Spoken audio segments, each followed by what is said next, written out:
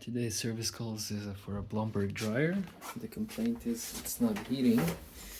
I already tested the element, it is faulty, but there is a reason for it, why it's faulty. It's happened because of the lint trap, and everything was good, it was cleaned on time, but because of the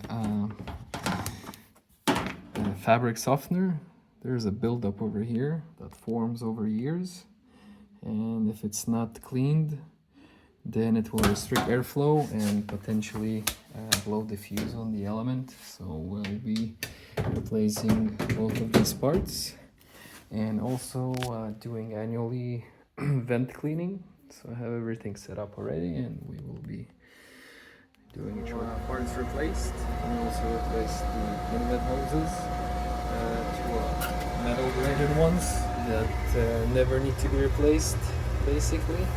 These are the old ones, and it says on them it must be replaced every 5 years. So if you have an older washer, just check your hoses, because some people don't replace them for years, and that can cause a leak.